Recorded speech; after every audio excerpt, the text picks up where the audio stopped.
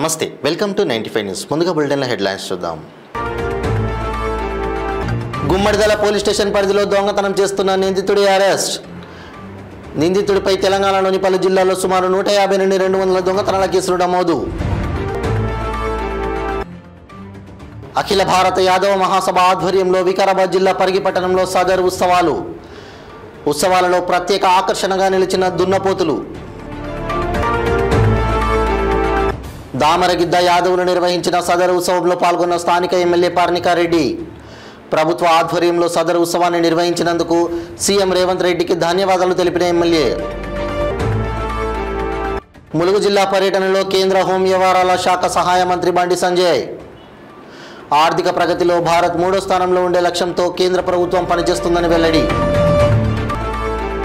ఇక ఇప్పుడు bulletin details చూద్దాం. రంగారెడ్డి జిల్లా పటంచెరు నియోజకవర్గం గుమ్మడిదల గ్రామంలో చిమ్ముల రవీందర్ రెడ్డి తండ్రి నారాయణ రెడ్డి ఇంట్లో తేదీ 3/11/2024 నాడు ఉదయం 11:30 ఇంటికి తాళం వేసి గుమ్మడిదల గ్రామంలోనే వారి బంధువుల వద్ద పూజకు వెళ్లి మధ్యాహ్నం 3 గంటలకు ఇంటికి తిరిగి రాగా వారి ఇంటికి ఉన్న తాళం ఎవరో గుర్తు తెలియని దొంగలు పగలగొట్టి బీరువాలోని బంగారు నగలు దోచుకొని వేయినారు.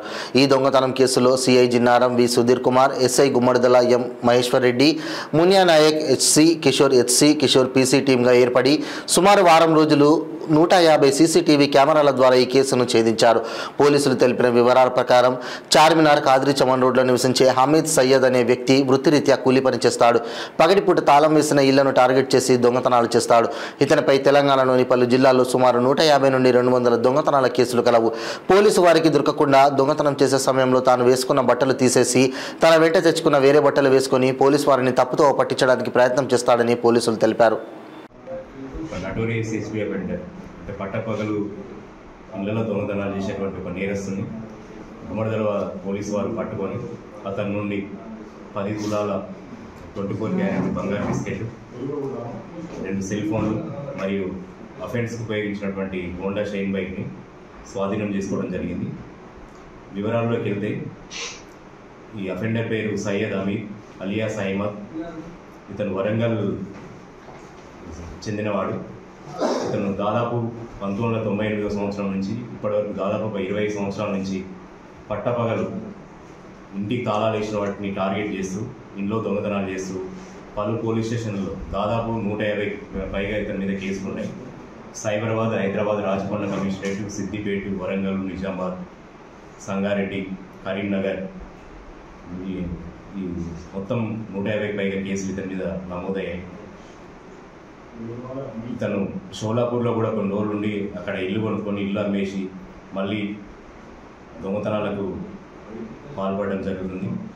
రీసెంట్గా మా దగ్గర గుమ్మడిదలలో ఆదివారం రోజు మధ్యాహ్నం సుమారు 1:30 ప్రాంతంలో చిమ్ముల రవీందర్ రెడ్డి అనే వాళ్ళు పక్కనే అదే విలేజ్లో ఫంక్షన్కి పోగా ఇంటికి తాళం వేసిన దాన్ని ఇతను పగలగొట్టి ఆ ఇంట్లో ఉన్నటువంటి దాదాపు 30 తులాల బంగారు ఆభరణాలని దొంగిలించుకొని పోవడం జరిగింది. ఈ దొంగిలించుకుపోయిన సొత్తుని చార్మినార్ దగ్గర ఒక ప్రాంతంలో దాన్ని మెల్టీ చేసేసి ఆ మెల్టీ చేసిన బంగారాన్ని ఒక షాప్లో ఎక్స్చేంజ్ చేసి ఆ బంగారు బిస్కెట్ తీసుకోవడం జరిగింది. ఆ బిస్కెట్ మేము ఈరోజు అరేంజ్ చేసిన తర్వాత అతని కన్ఫెషన్ ప్రకారం దాన్ని వాళ్ళ ఇంటి దగ్గర సీజ్ చేసుకుని తీసుకురావడం జరిగింది. అఖిల భారత యాదవ మహాసభ ఆధ్వర్యంలో సదరు ఉత్సవాల కమిటీ ఆధ్వర్యంలో వికారాబాద్ జిల్లా పరిగి పట్టణంలో సదర్ ఉత్సవ అధ్యక్షులు గొల్ల మల్లేష్ యాదవ్, ఉపాధ్యక్షులు శివశంకర్ యాదవ్ ఆధ్వర్యంలో ఘనంగా నిర్వహించారు. ఈ ఉత్సవాలలో దున్నపోతులు ప్రత్యేకంగా ఆకర్షణగా నిలిచాయి. పరిగి పట్టణంలో పలువురు యాదవులు డీజే మధ్య దున్నపోతులను ఆడిస్తూ నృత్యం చేశారు. ప్రత్యేక ఆకర్షణగా నిలిచిన దున్నలను చూసేందుకు పరిగి ప్రాంత ప్రజలు ఆసక్తి చూపారు. మరికొందరు దున్నలతో సెల్ఫీలను దిగారు. పట్టణ ముఖ్య కూడలి గాంధీ చౌక్ సమీపంలో ఏర్పాటు చేసిన ఉత్సవ వేదిక వద్ద ఉత్సవ కమిటీ సభ్యులు, యాదవ సంఘం నాయకులు దున్నపోతులకు స్వాగతం పలికారు. ఈ కార్యక్రమంలో డీసీసీ ప్రధాన కార్యదర్శి హనుమంతు, పట్టణ కాంగ్రెస్ పార్టీ అధ్యక్షులు కృష్ణ, డీసీసీ కార్యదర్శి రామచంద్ర యాదవ్, కాంగ్రెస్ సీనియర్ నాయకులు అభిరామ్, చిన్న నరసింహులు, పాలాద్రి శ్రీనివాస్ గుప్తా, మహిళాల్ జగన్, యాదవ సంఘం సభ్యులు మల్లేష్ యాదవ్, రాము యాదవ్, హరికృష్ణ యాదవ్, ఆంజనేయులు యాదవ్ తదితరులు పాల్గొన్నారు.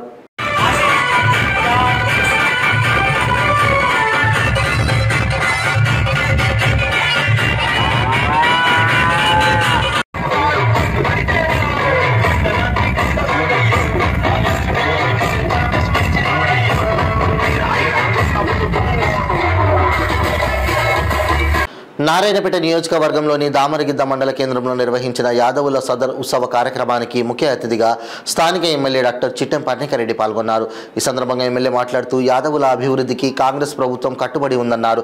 సదర్ ఉత్సవం ఎక్కడో నార్త్ ఇండియాలో అక్కడక్కడ జరుపుకునేది. ఇప్పుడు తెలంగాణ సీఎం యాదవుల మీద ప్రేమతో ప్రభుత్వ ఆధ్వర్యంలో సదర్ ఉత్సవాలు జరిపిస్తున్నారన్నారు.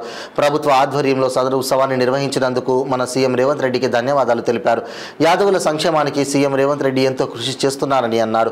నారాయణపేట నియోజకవర్గంలో దామరగిద్ద మండలం వెనుకబడి ఉందని 69 జీవో ద్వారా పంటల పొలాలకు సాగునీరు ఈ ప్రాంతానికి అంది అభివృద్ధి చెందుతుందన్నారు. వెనుకబడిన ప్రాంతమైన దామరగిద్దకు కృష్ణా వికారాబాద్ రైలు మార్గం దామరగిద్ద మండలం నుంచి వెళ్తుందన్నారు. ఈ కార్యక్రమంలో యాదవ సంఘం జిల్లా నాయకులు రఘువీర్ యాదవ్, సత్య యాదవ్, ముదిరాజ్ జిల్లా నాయకులు, సింగిల్ విండో చైర్మన్ పుట్టి ఈదప్ప, మండల కాంగ్రెస్ పార్టీ అధ్యక్షులు బాలరెడ్డి, శరణ్ నాయక్, కాజా వెంకటరెడ్డి, మాజీ సర్పంచ్, మాజీ ఎంపీపీ బక్క నర్సప్ప, సిపిఎం గోపాల్ జోషి, బర్లా ఆనంద్, యాదవ సంఘం మండల నారాయణ నాయకులు, సోదరులు, ప్రజలు తదితరులు పాల్గొన్నారు.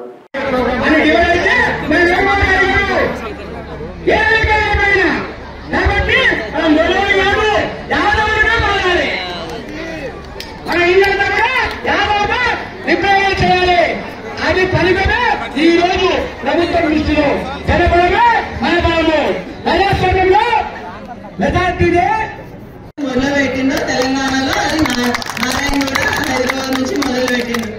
ఇంతకుముందు మీరు అన్నట్టు 1946 దానికంటే ముందు కూడా నార్త్ ఇండియాలో అక్కడిక్కడ ఉంది. ఈరోజు మన ముఖ్యమంత్రి గారు యాదవుల మీద ఉన్న ప్రేమతోని ఈ సదర్ సమ్మేళనం అనేది తప్పకుండా ఏదైతే గవర్నమెంట్ పరంగా చేయాలని నిర్ణయం తీసుకున్నో దానికి ప్రత్యేక కృతజ్ఞతలు నా తరఫున, మీ అందరి తరఫున కూడా ముఖ్యమంత్రి గారికి తెలియజేస్తూ, ఇది కేవలం ఈ సంవత్సరమే కాదు ప్రతి సంవత్సరం కూడా ఇలానే నిర్వహించుకోవాలని చెప్పి ఏదైతే జియో పాస్ చేసినందుకు ముఖ్యమంత్రి గారు రేవంత్ రెడ్డి గారికి తప్పకుండా మనందరి తరఫున, మీ అందరి తరఫున కూడా కృతజ్ఞతలు తెలియజేస్తూ, తప్పకుండా ఇంతకుముందు అంకుల్ పెద్దలు చెప్పినట్టు ఏదైతే సదర్ అనేది ఉందో మన నారాయణపేట్ హెడ్ క్వార్టర్స్ టౌన్ లో కూడా దీనికంటే ఇంకా ఘనంగా మన జిల్లా మొత్తం కలుపుకొని ఆలోచనలందరూ కలుపుకొని తప్పకుండా నిర్వహిస్తున్నాం. నా మటుకు నేను తప్పకుండా ప్రయత్నిస్తాను మన ముఖ్యమంత్రి గారిని తీసుకొని రావడానికి. ఎందుకంటే ఇది ముఖ్యమంత్రి గారి జిల్లా కాబట్టి తప్పకుండా. మారుమూల వెనుకబడిన ప్రాంతాల నిరుపేదల అభ్యున్నతికి అధికారులు చిత్తశుద్ధితో కృషి చేయాలని 2028వ సంవత్సరం నాటికి ఆర్థిక ప్రగతిలో భారత్ 3వ స్థానంలో ఉండే లక్ష్యంతో కేంద్ర ప్రభుత్వం పనిచేస్తుందని కేంద్ర హోం వ్యవహారాల శాఖ సహాయ మంత్రి బండి సంజయ్ కుమార్ అన్నారు.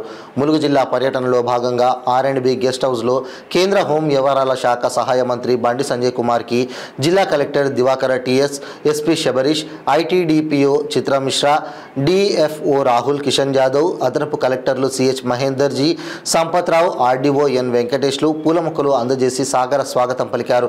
అనంతరం కేంద్ర మంత్రి బండి సంజయ్ కుమార్కు పోలీసు గౌరవ వందనం స్వీకరించారు. అక్కడి నుండి బయలుదేరి కలెక్టరేట్ సమావేశ మందిరంలో సంపూర్ణత అభియాన్ కార్యక్రమంపై జిల్లా అధికారులతో సమీక్ష సమావేశం నిర్వహించారు. ఈ కార్యక్రమంలో జిల్లా అధికారులు, తహసీల్దార్లు, ఎంపీడీఓలు, సంబంధిత అధికారులు తదితరులు పాల్గొన్నారు.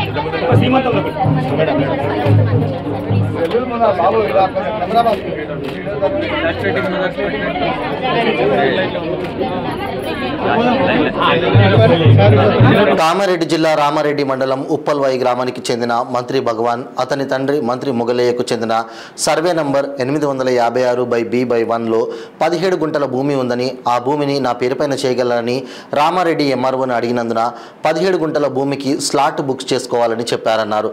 చేసుకోమంటే రుచి మీ సేవా సెంటర్లో 1600 రూపాయలు కట్టి స్లాట్ బుక్ చేసుకోవడం జరిగిందని, స్లాట్ బుక్ చేసుకుని నెల రోజులు అవుతున్నా నా పేరుపైన చేయడం లేదని, ఈ విషయంపైన పలుసార్లు ఎంఆర్ఓ కార్యాలయంకు వెళ్తే అక్కడ ఉన్న సిబ్బందితో ఎంఆర్ఓ కార్యాలయంలోనికి రానివ్వడం లేదని, ఎవరికి చెప్పుకుంటారో చెప్పుకోమని అంటున్నారని ఆవేదన వ్యక్తం చేశాడు. స్లాట్ బుక్ చేసిన తర్వాత 2 రోజుల్లోనే రిజిస్ట్రేషన్ అవుతుంది, కానీ నన్ను కావాలని ఆర్డీఓ కార్యాలయానికి, కలెక్టర్ కార్యాలయానికి వెళ్లాలని చెప్తున్నారని అన్నారు. మీ సేవా సెంటర్లో కూడా స్లాట్ బుక్ చేసిన వెంటనే రిజిస్ట్రేషన్ చేస్తారు, కానీ నా దగ్గర మీ సేవా సెంటర్ యజమాని 1600 రూపాయలు తీసుకొని స్లాట్ బుక్ చేసి నెల రోజులు అవుతున్నా అతనిని అడిగితే ఎంఆర్ఓ ఆపమన్నారని, అందుకే ఆపడం జరిగిందన్నారు. నీవు ఇక్కడ ఏం మాట్లాడొద్దు, ఏమైనా మాట్లాడాలంటే ఎంఆర్ఓతో మాట్లాడాలని, ఇక్కడి నుంచి వెళ్ళిపో అంటున్నాడని ఈరోజు జిల్లా ప్రజావానికి రావడం జరిగిందన్నారు. జిల్లా ప్రజావాణి ద్వారా కలెక్టర్ దృష్టికి తీసుకువెళ్లడం జరిగిందని, వెంటనే జిల్లా కలెక్టర్ స్పందించారని, త్వరలోనే నీకు న్యాయం చేస్తామని చెప్పారని ఆయన తెలిపారు.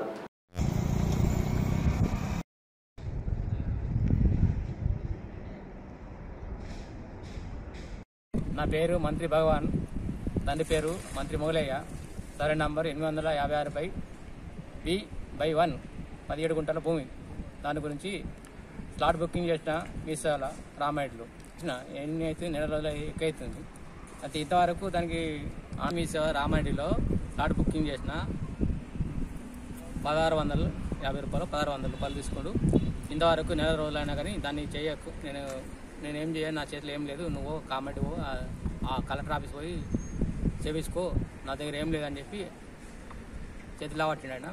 నా మీద కాంప్లైంట్ కూడా వేసుకో అని చెప్పి నేనేం చేయ అని చెప్పి ఎంఆర్ దగ్గరకు కలెక్టర్ దగ్గరకు ఏమి ఇస్తాడు, సమాధానం ఇస్తాడు. మీ ఎంఆర్ దగ్గరికి పోతే కలెక్టర్ దగ్గరికి ఆర్డీఓ ఆఫీస్ పోతే రిజెక్ట్ చేసిన అని చెప్తారు. కొన్నేమో ఇప్పుడు ఉన్నది పైలు ఇప్పుడు బట్ట తీసి ఇప్పుడు ముంగట పెట్టి ఇప్పుడు రెడీ చేస్తే ఇంతవరకు ఇన్ని రోజుల నుంచి తింటున్నా.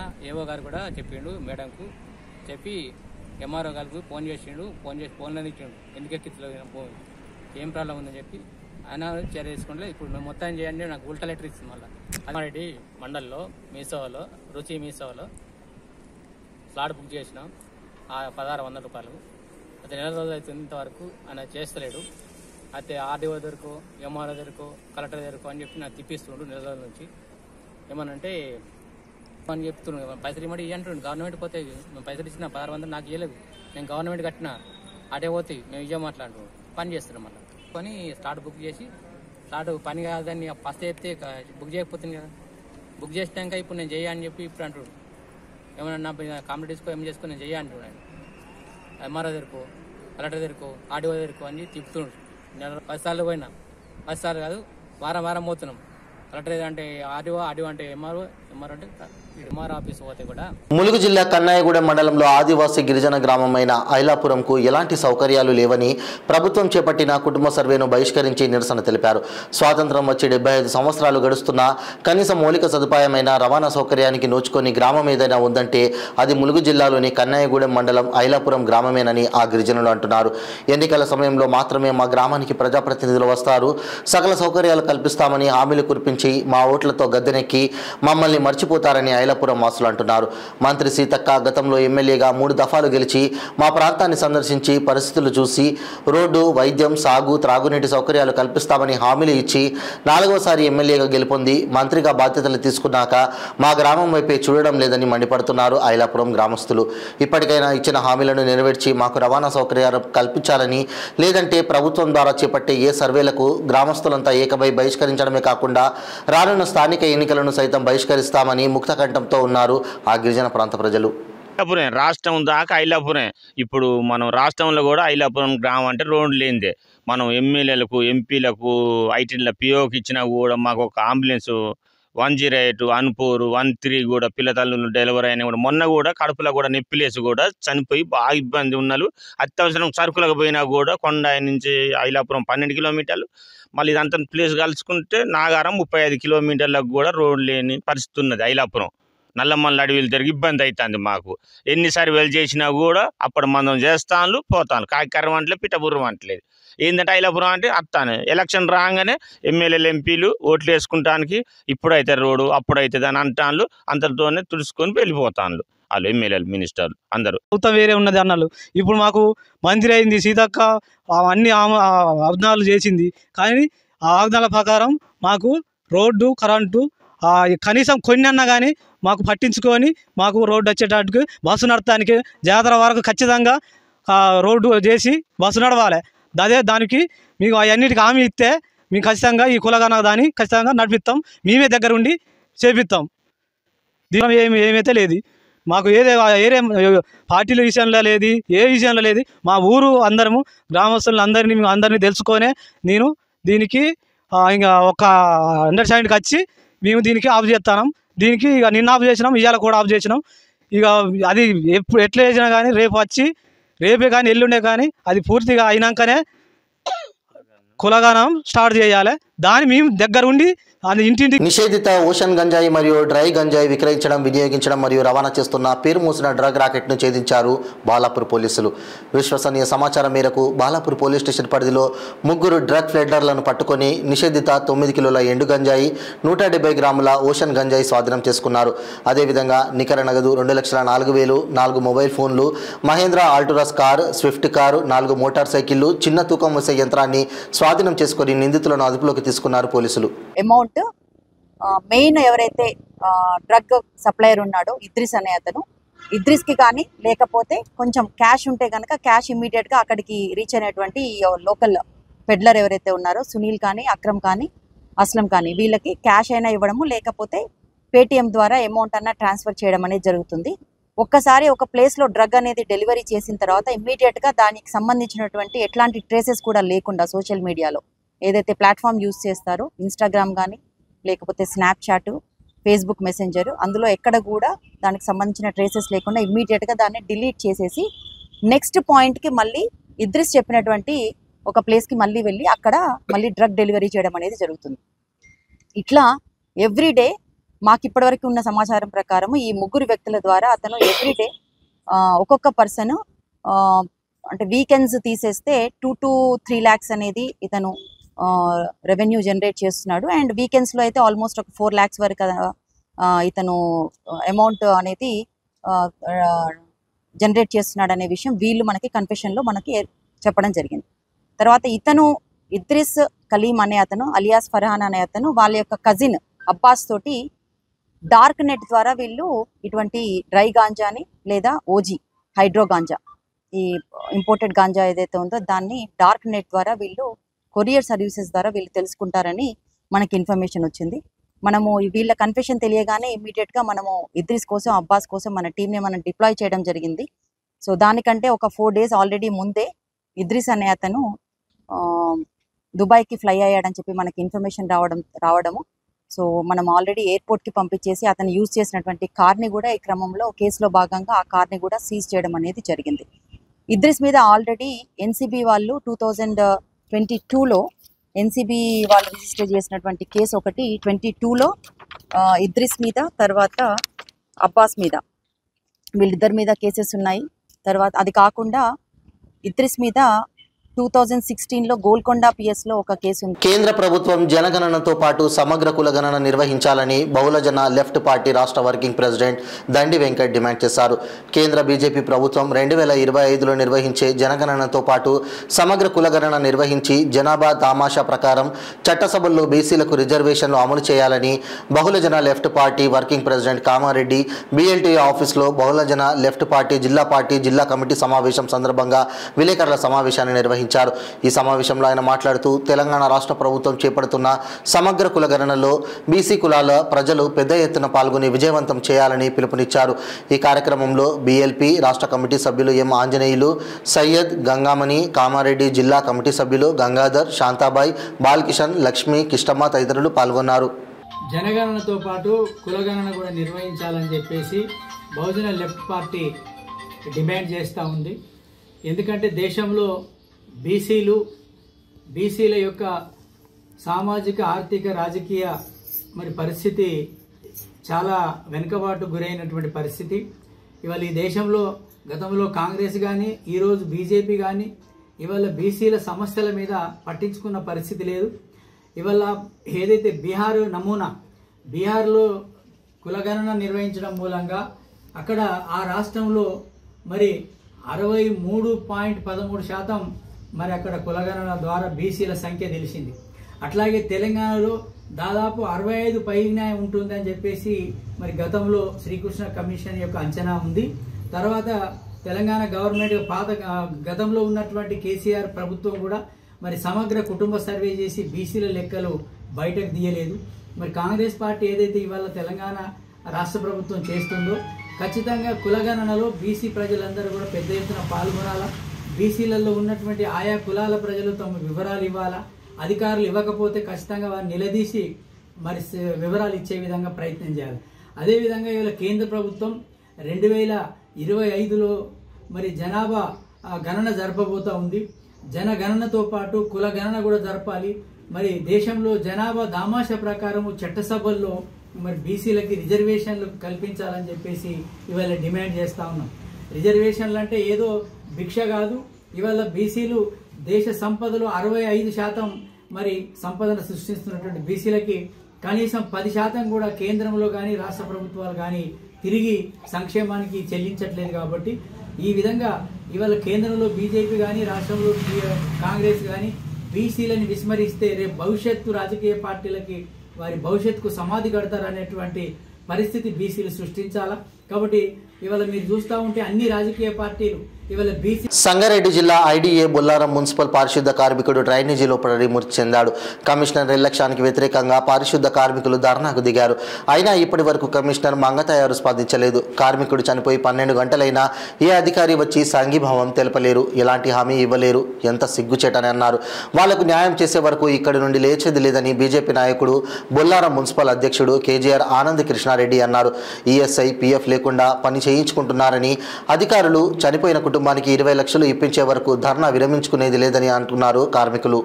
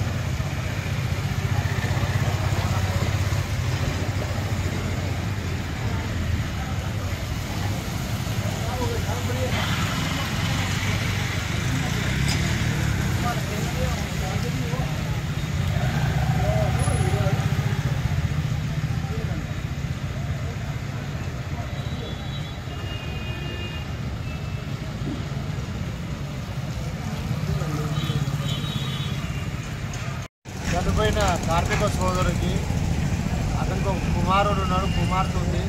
ఆ కుటుంబానికి న్యాయం చేయాలి. ఎంతో కంపు వాసనలో పనిచేస్తూ నిత్యం ఈ గ్రామాన్ని శుభ్రంగా ఉంచాలని చెప్పి నిరంతరం పనిచేసే కార్మికుడు చనిపోవడం చాలా దురదృష్టం. చనిపోయిన కుటుంబానికి సుమారుగా ఒక 20 లక్షల రూపాయలు అందజేసే వరకు మేమందరం కలిసి దీక్ష చేస్తామని చెప్పి హెచ్చరించడం జరుగుతుంది. న్యాయం చేసే వరకు ఇటువంటి కార్మిక సోదరు కింద న్యాయం కూడా ఉంటారని చెప్పి చెప్పడం జరుగుతుంది.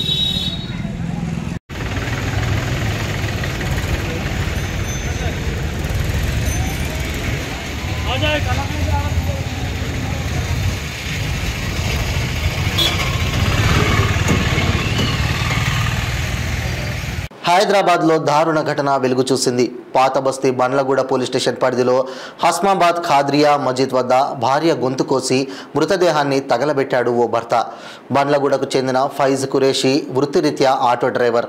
అతనికి పిసల్బండకు చెందిన ఖమర్ బేగంతో 6 సంవత్సరాల క్రితం వివాహం జరిగింది. వీరికి 2 పిల్లలు. అర్ధరాత్రి ఇద్దరి మధ్య గొడవ జరగడంతో సైకోలా మారిన భర్త హత్య చేశాడు. ఘటనా స్థలానికి చేరుకున్న పోలీసులు దర్యాప్తు చేస్తున్నారు.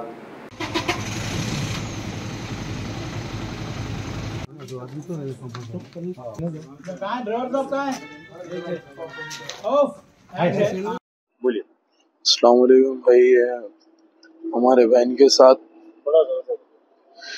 ये आशमाबाद पे हमारे बहन को हमारे भौने साहब और भौने की वालदा दोनों मिलके मार दिए, जला दिए, गला काट के जला दिए।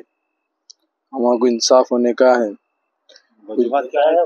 वजूहत कुछ भी नहीं है। हमारे घर पे थे, हमारे बहन घर पे से दोपहर में 1:30 बजे के टाइम पे उनके घर पे हमारे उबैद भाई लाके छोड़े थे। उबैद भाई लाके छोड़ने के बाद करने के बाद और शाम में 1 बजे मेरे को फोन आया तो बोले ऐसा घर को आँच लग गई बोल के बोले, तो खाली घर के अंदर एक कमरे को आँच लगा दिया। आँच लगा के मार दे के पूरे बाहर निकल के ठहरे हुए थे। हस्बैंड वाइफ में कुछ झगड़ा था? कुछ भी झगड़ा नहीं था, पहले था वो खत्म होगा बोल के बात करके हमारे तायात से खत्म हो गया था, छोड़ दिए। तो ये आज हमारे रात में 1 बजे फोन आया तो हम ना उठ के आगे गए थे कि हमारे बहन को मार के जला दिए, आँच लगा दी घर को। मोहम्मद फैज कुरैशी उसका नाम। आपके बहन का? कमर बेगम है मेरा। उनकी उम्र है 22। बहन भाई क्या काम करते? बहन भाई जो बोले वो कर रहे थे, ऑटो वगैरह चला रहे थे, बावर्ची का काम करता हूँ। సంగారెడ్డి జిల్లా ఐడిఏ బుల్లారం మున్సిపల్ పారిశుద్ధ కార్మికుడు డ్రైనేజీలో పడి మృతి చెందాడు. ఈ విషయం తెలుసుకున్న స్థానిక బీజేపీ నాయకుడు ఆనంద్ కృష్ణారెడ్డి మరియు స్థానిక నాయకులందరూ పార్టీలకు అతీతంగా బుల్లారం మున్సిపల్ కమిషనర్ మరియు ఆర్డీఓతో మాట్లాడగా వారు వాళ్ళ బాబుకు మున్సిపల్ కార్యాలయంలో జాబ్ ఇస్తామని, అలాగే కౌన్సిలర్లందరూ కలిసి ఒక తీర్మానం చేసుకొని మాకు ఒక లెటర్ రూపంలో మృతుని కుటుంబానికి డబుల్ బెడ్రూమ్ కావాలని వ్రాతపూర్వకంగా రాసి ఇస్తే ఈ విషయాన్ని జిల్లా కలెక్టర్ దృష్టికి తీసుకువెళ్లి తగిన న్యాయం చేస్తామని చెప్పడం జరిగిందని బీజేపీ నాయకుడు ఆనంద్ కృష్ణారెడ్డి మీడియా సమావేశంలో తెలిపారు. అలాగే మీడియా మిత్రులకు ధన్యవాదాలు తెలిపారు. ఎలక్ట్రానిక్ మీడియా, ప్రింట్ మీడియా సోదరులకు సోదరులందరికీ నమస్కారం. మీ అందరికీ పేరు పేరున ధన్యవాదాలు తెలుపుకుంటున్నాను. ఎందుకంటే ఈరోజు ఒక కుటుంబానికి న్యాయం జరిగింది. కేవలం ఎలక్ట్రానిక్ మీడియా, ప్రింట్ మీడియా వాళ్ళు పై అధికారులకు ఒత్తిడి తీసుకోవడం వల్ల ఈరోజు ఆ పేద కుటుంబానికి న్యాయం జరిగిందని భావిస్తున్నాను. నిన్న మున్సిపల్ ఆఫీసులో పనిచేసే సఫాయి సోదరుడు నరసింహుడు నిన్న పని చేస్తూ మోరిలో జామ్ కావడంతో చెత్తను తీసే సమయంలో ఇరికిపోయి చనిపోవడం జరిగింది. ఆ భార్య పిల్లలు అంతా ఇంత బాధ కాదు, వాళ్ళు చూస్తే కన్నీరు పెడితే గుండె తలిగిపోయింది. అది చూసి నేను చలించిపోయిన నేను నిన్న రాత్రి మీడియా సోదరులందరికీ వార్త పంపించడం జరిగింది. అధికారులు వెంటనే వచ్చి ఆ చనిపోయిన కుటుంబానికి న్యాయం చేయాలని చెప్పి డిమాండ్ చేయడం జరిగింది. లేదా లేని వేళ ధర్నా చేయడం చేస్తామని చెప్పడంతో అధికారులు అందరూ పొద్దున్నే 12 గంటలకు వచ్చి మనకు ఆ చనిపోయిన కుటుంబ సభ్యులతో చర్చించి మాట ఇవ్వడం జరిగింది. ఆ కుటుంబానికి మేము అందరు పార్టీలకు అతీతంగా ఈరోజు మేము మున్సిపాలిటీలో ఉన్న బొల్లారంలో ఉన్న నాయకులు అందరం కలిసి ఆ కుటుంబానికి న్యాయం చేసినామని భావిస్తున్నాను. బులెటిన్ ముగించే ముందు హెడ్లైన్స్ మరోసారి. గుమ్మడిదల పోలీస్ స్టేషన్ పరిధిలో దొంగతనం చేస్తున్న నిందితుడి అరెస్ట్. నిందితుడిపై తెలంగాణలోని పలు జిల్లాల్లో సుమారు 150 నుండి 200 దొంగతనాల కేసులు నమోదు. అఖిల భారత యాదవ మహాసభ ఆధ్వర్యంలో వికారాబాద్ జిల్లా పరిగి పట్టణంలో సదర్ ఉత్సవాలలో ప్రత్యేక ఆకర్షణగా నిలిచిన దున్నపోతులు. దామరగిద్ద యాదవులు నిర్వహించిన సదర్ ఉత్సవంలో పాల్గొన్న స్థానిక ఎమ్మెల్యే పర్ణికారెడ్డి. ప్రభుత్వ ఆధ్వర్యంలో సదర్ ఉత్సవాన్ని నిర్వహించినందుకు సీఎం రేవంత్ రెడ్డికి ధన్యవాదాలు తెలిపిన ఎమ్మెల్యే.